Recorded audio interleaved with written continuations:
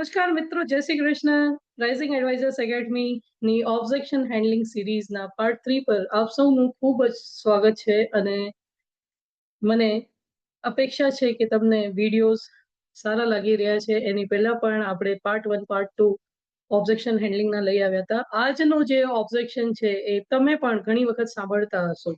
આ વાંધો લગભગ તમારા ક્લાયન્ટ લેતા હશે કે મારી પાસે પહેલાથી જ વીમો છે. નમસ્કાર મિત્રો, હું છું ભાવના પ્રીતવાણી અને છેલ્લા 13 વર્ષથી અમારું સૌભાગ્ય છે કે હું આ ઇન્ડસ્ટ્રીને, ઇન્સ્યોરન્સ ઇન્ડસ્ટ્રીને સેવા આપી રહી છું. 500 થી વધુ કસ્ટમર મારા આ લિસ્ટમાં છે. અને છેલ્લા 5 વર્ષથી હું ટ્રેનિંગ પણ આપું છું અને પ્રયત્ન કરું છું કે દરેક પરિવાર સુધી એક સરસ ઇન્સ્યોરન્સ પ્રોડક્ટ પહોંચવી જોઈએ, જેથી એ પરિવાર સુરક્ષિત રહે. સો તમે ને હું, અમે બધા એક જ ફિલ્ડમાં, એક જ ડાળના પંખી છીએ એવું આપણે કહી શકીએ છીએ. પણ દરેક પંખી જે છે એની આવડત જુદી જુદી છે. કોઈ શરૂઆત ના સ્ટેજ પર છે, કોઈ આગળ વધી ગયું છે, કોઈને ઘણું બધું નોલેજ છે. પણ આ નોલેજ તમારા માટે બહુ સારી રીતે કામ લાગે છે અને તમારા બિઝનેસને નેક્સ્ટ લેવલ સુધી લઈ જાય છે. નેક્સ્ટ લેવલ તો લઈ જાય છે, પણ તમે કોઈ પણ પરિવારને પૂરું સંરક્ષણ આપવામાં સમર્થ બનો છો, રાઈટ? તો હંમેશા પોતાની સ્કિલ ઉપર ધ્યાન રાખો. આવો ડિસ્કસ કરીએ આપણે. આજનું જે સેશનનું ટોપિક છે કે મારી પાસે પહેલેથી જ ઇન્સ્યોરન્સ છે, મારી પાસે પહેલાથી જ વીમો છે, રાઈટ? તો વિડીયો આખું જોજો. આખા વિડીયોમાં કઈ રીતે આપણે ક્લાયન્ટનું જે ગેપ છે, ઇન્સ્યોરન્સ ગેપ છે, એ આપણે કેલ્ક્યુલેટ કરી શકીએ છીએ. કઈ રીતે આપણું ટોક હોવું જોઈએ, ડાયલોગ્સ હોવા જોઈએ, બધું મેં ડિસ્કસ કરવાનો પ્રયત્ન કર્યો છે, જેથી તમે જ્યારે પણ ફિલ્ડમાં જાઓ તો આ વાંધાને, આ ઓબ્જેક્શનને તમે સારી રીતે હેન્ડલ કરી શકો. સો આ સત્રમાં આપણે શીખીશું કે પહેલા સમજીશું કે ખરેખર આ વાંધાથી ક્લાયન્ટ શું કહેવા માંગે છે અને એના માટે વ્યૂહરચના શું હોવી જોઈએ, ઉદાહરણ શું આપવું જોઈએ અને આપણો ક્લોઝિંગ રેશિયો આપણે કઈ રીતે વધાવીએ. સો ક્લાયન્ટ શું કહે છે દોસ્તો કે સર, મારી પાસે પહેલેથી વીમો છે અને મને નહીં લાગે કે મારે બીજા પ્લાનની જરૂર છે. આ વાક્ય સાંભળ્યા પછી અનેક એડવાઇઝર ત્યાં જ અટકી જાય છે. પણ શું આ ખરેખર ના છે મિત્રો? ના નથી. ક્લાયન્ટ ફક્ત હજી સુધી વીમાને સમજ્યો નથી. મારી પાસે વીમો છે એનો ખરો અર્થ શું થઈ શકે છે કે હું હજી જૂના પ્લાનથી ખુશ છું, નવું ખોલવાનું કારણ નથી. મને ખ્યાલ નથી કે મારું કવરેજ પૂરતું છે કે નહીં, મને કોઈ મૂલ્ય દેખાતું નથી. આ 3 કારણ એની પાછળના હોઈ શકે છે. જો તમે એને ખરેખર સમજીને ક્લાયન્ટને સમજાવો તો તમારો ક્લાયન્ટ નવી પોલિસી લેવા કે નવું ઇન્સ્યોરન્સ લેવા તૈયાર થઈ જશે, રાઈટ? આ વાંધા પાછળની વાસ્તવિકતા શું હોઈ શકે એના ઉપર બી વાત કરીએ દોસ્તો.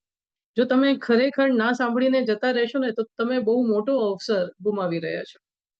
ધારો કે ક્લાયન્ટ પાસે જૂની પોલિસી છે, ક્લાયન્ટને 5-10 વર્ષ પહેલા લીધેલ પ્લાન છે, પણ એક વસ્તુ સમજો, મોંઘવારી વધે છે એ પ્રમાણે એ પ્લાન આજની જરૂરિયાતો માટે પૂરતો નથી. બીજું, આના પાછળનું કારણ, જો ઓલરેડી પોલિસી છે, મારી પાસે પહેલેથી વીમો છે, તો બીજું એના પાછળની એક વાસ્તવિકતા શું છે કે ઓછું કવરેજ. આવક વધી, પરિવાર વધ્યો, પરિવારમાં સદસ્ય વધ્યા, ખર્ચા વધ્યા, પણ સુરક્ષા એ જ રહી.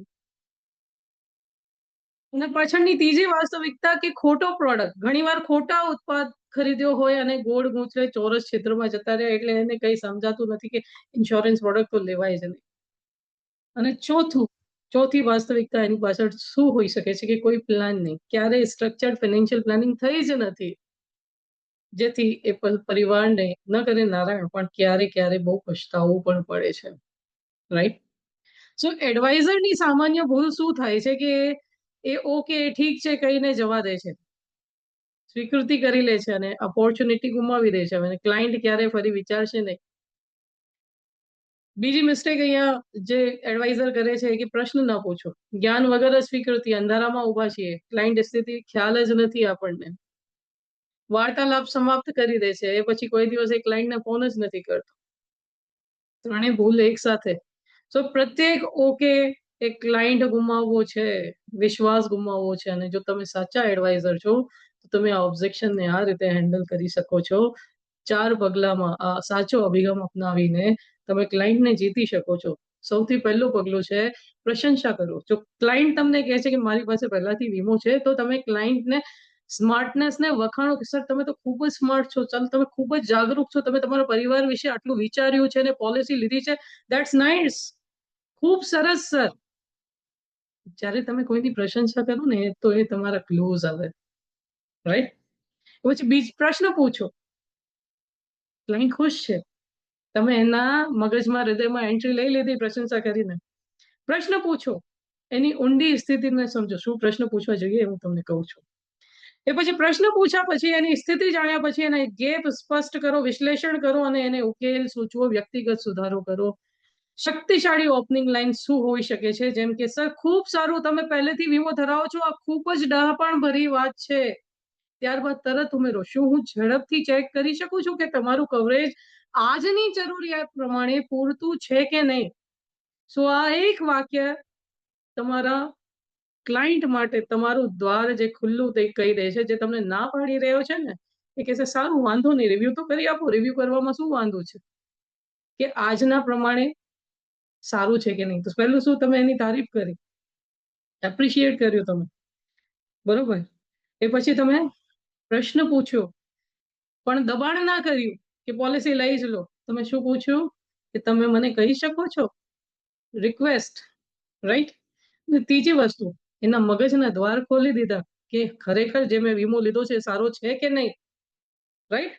તો આ આવી રીતે આ એક જ ડાયલોગ થી તમારી જે ઓપનિંગ લાઈન જે છે એ ક્લાયન્ટ સાથે નેક્સ્ટ સ્ટેપ ઉપર લઈ જશે, ના ને હામાં બદલવામાં મદદ કરશે, બરોબર. સો પ્રશ્ન શું? 4 પ્રશ્ન. સર કુલ કવર, સર અત્યારે તમારી પાસે કુલ કેટલો વીમો છે? બીજો પ્રશ્ન, તમે આ વીમો ક્યારે લીધો તો, આ પ્લાન ક્યારે લીધો તો, ત્યારથી ઘણું બદલ્યું છે. ઉદ્દેશ્ય પૂછો કે આ વીમાનો ઉદ્દેશ્ય શું હતો? જીવનની સુરક્ષા, નિવૃત્તિ કે બચત? કયા ઉદ્દેશ્યથી તમે આ વીમો લીધો કે કોઈ મામા કાકા ફૂફાએ કીધું એટલે લઈ લીધો, રાઈટ. ચોથો, તમારા પરિવારની આવશ્યકતા શું છે? જો અચાનક ન કરે નારાયણ તમને કઈ થાય તો આ કવરેજ 5 વર્ષ માટે ચાલશે એ લોકોને. 5 વર્ષ આ કવરેજ સાથે, કવરેજની જે મની છે, પૈસા છે, 5 વર્ષ બી એ નીકાળી શકશે. એમ તો 10 વર્ષ નીકળવા જોઈએ આઈડિયલી, જ્યારે પણ ફાઇનાન્શિયલ પ્લાનિંગ કરો તો. પણ શું 5 વર્ષ બી નીકળી શકશે, રાઈટ? સો ગેપ એનાલિસિસની આ ફોર્મ્યુલા છે. જો ગેપ સ્પષ્ટ કરો, ક્લાયન્ટને સંખ્યા ગણી બતાવો, ભાવના નહીં ગણિત વાપરો. ઉદાહરણ સર 80,000 માસિક આવક છે તો 1 કરોડથી ઉપરનો તમારી પાસે કમસે કમ કવરેજ હોવું જોઈએ, જ્યારે કે તમારે અત્યારનું કવરેજ 25 લાખ છે તો બી 1 કરોડ રૂપિયા હું ગણું તો 75 લાખનો ગેપ છે. આ ગેપ ક્લાયન્ટને ખુદ ભરવા ઈચ્છે ફ્રેન્ડ્સ. અને જનરલી જો હું કહું તો માણસની માસિક આવકના કમસે કમ 200 ગુણા જેટલું વીમો હોવું જોઈએ, બરોબર. તમારી ક્લાયન્ટને માસિક આવક પૂછો 80,000 એટલે વર્ષના 10 લાખ રૂપિયા થયા. ચલો વાર્ષિક આવકના 10 ગણા બી ગણીએ તો 1 કરોડ જેટલો વીમો તો હોવો જોઈએ. હવે 3 નિર્ભર માટે કમસે કમ 60 લાખ રૂપિયા જોઈએ અને તમારી પાસે જો 25 લાખ જ છે, બરોબર, તો તમારે આ ગેપને ભરવાની જરૂર છે. હવે કઈ રીતે ભરવું, તમારું બજેટ કયું છે એ પ્રમાણે તમે સાચા સલાહકાર બનીને એમને સલાહ આપી શકો છો. સો તમારી ભૂમિકા બદલો મિત્રો. તમે નવો વીમો વેચતા નથી, તમે પ્લાનિંગ સુધારો છો. આ માનસિક પરિવર્તન ક્લાયન્ટ અને એડવાઇઝર બંનેને આત્મવિશ્વાસ આપે છે કે તમે કોઈની જોડે ખોટું નથી કરી રહ્યા. અને વ્યવહારિક ઉદાહરણ આપીએ ભૂમિકાથી કે ભાવનાજી મારી પાસે, સમજો હું, મારી પાસે કોઈ ક્લાયન્ટ છે, ભાવનાજી મારી પાસે એસબીઆઈ લાઈફનો પ્લાન છે જે 5 લાખનો 10 વર્ષ પહેલા લીધો હતો. શું જવાબ આપવો જોઈએ મારે? અરે ખૂબ સારું સાહેબ, 10 વર્ષ પહેલા વિચાર્યું, એક ગર્વ લેવા જેવું છે. એ સમયે 5 લાખ ઘણા હતા, પણ સર આજે 5 લાખ 6 મહિનો, પરિવારને 20 વર્ષ નહીં ચાલે. ચાલો 10 મિનિટ ગણિત કરીએ.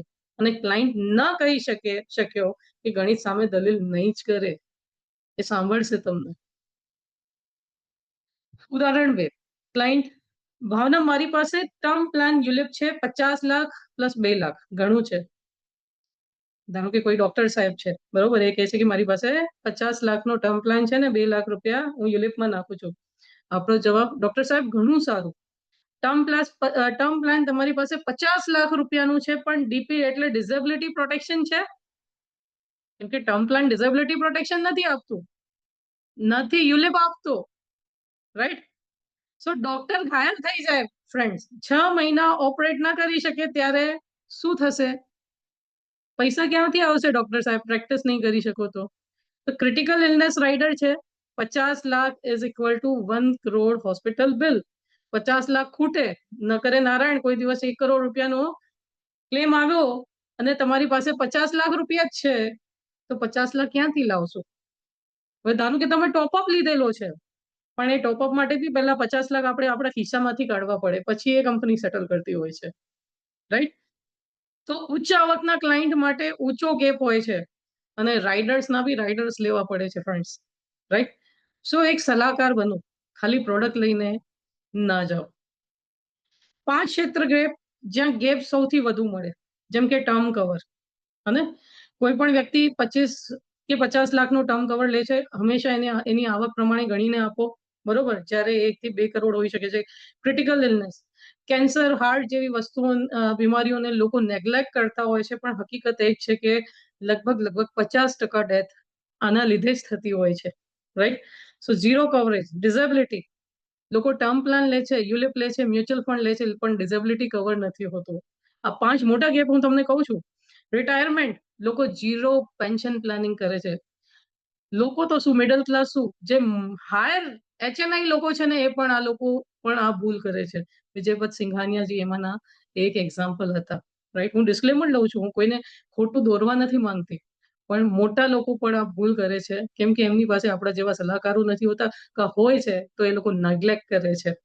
ચાઇલ્ડ પ્લાન, એજ્યુકેશન ફંડ કોઈ ગણતું જ નથી. લોકો વિચારે છે કે હા, આજનું એજ્યુકેશન 5 લાખ, 6 લાખ, 10 લાખ છે ને, પણ એમાં ઇન્ફ્લેશન તો કોઈ ગણતું જ નથી. અને આજના 5 લાખ, 6 લાખ પ્રમાણે બાળકના એજ્યુકેશનનું પ્લાનિંગ કરવું એટલે બાળક માટે લોન જેવું મોટો ટ્રેપ ઉભો કરવા બરાબર છે, રાઈટ? પણ આ 5 ગેપ લગભગ કોઈ એડવાઇઝર બતાવતા નથી, પણ આજથી તમે બતાવવાના શરૂ કરો ફ્રેન્ડ્સ. શક્તિશાળી ક્લોઝિંગ વાક્યો, જેમ કે તમે યુઝ કરી શકો છો, વીમો હોવું સારું છે, પણ પૂરતો વીમો હોવો જરૂરી છે. સર, 5 ઓરડામાં આગ ફેલાય, પણ 3 ઓરડા વીમામાં હોય, તો બાકીના 2 ઓરડાનું શું થશે? ચાલો ફક્ત ગેપ ભરીએ, નવો પ્લાન નહીં, પણ સ્માર્ટ પ્લાનિંગ કરીએ. સો ઝડપી રોલ પ્લે તમે કરી શકો છો, જેમ કે ક્લાયન્ટ, મારો વીમો છે, એડવાઇઝર શું કહે છે? ઓકે ચાલો, એ ખોટું છે, બટ એડવાઇઝર જે સાચો હશે કે છે ખૂબ સારું, ક્યારે લીધું, અને બીજું ના જોઈએ તો રાઇડર ઉમેરો, ગેપ બતાવો, અને સો આ ટેકનિકના પરિણામે તમારું ક્લોઝિંગ 3 ગણું વધશે, તમારા 80% ક્લાયન્ટની સ્વીકૃતિ આવશે, તમારું ટિકિટ સાઇઝ પણ વધશે, અને ક્લાયન્ટ તમારા ઉપર 100% વિશ્વાસ કરશે ફ્રેન્ડ્સ. સો ઓબ્જેક્શન હેન્ડલિંગ સિરીઝના ત્રીજો દિવસ હતો, જે આજે આપણે ડિસ્કસ કર્યું કે મારી પાસે વીમો છે. એની પહેલા આ સિરીઝમાં આપણે ડિસ્કસ કર્યું તો પ્રીમિયમ વધારે છે, સમય આપો. નેક્સ્ટ ટાઈમ આપણે જોઈશું મને રસ નથી, એને કઈ રીતે હેન્ડલ કરવું. સો આજની ચાવીઓ, ક્યારે ન રોકો, હંમેશા વિશ્લેષણ કરો, મૂલ્ય ઉમેરો અને વિશ્વાસ બનાવો. યાદ રાખો, I already have insurance is equal to ₹ની ઓપોર્ચ્યુનિટી, અને આ ઓપોર્ચ્યુનિટીને ક્યારે બી મિસ ન કરો. ધન્યવાદ આ વિડીયોને પૂરતું જોવા માટે. ગ્રો ફાસ્ટર, સર્વ બેટર. તમારે વધુ કોર્સીસની જાણકારી જોઈએ તો www.risingadvisorsacademy.in પર તમે લોગિન કરી શકો છો.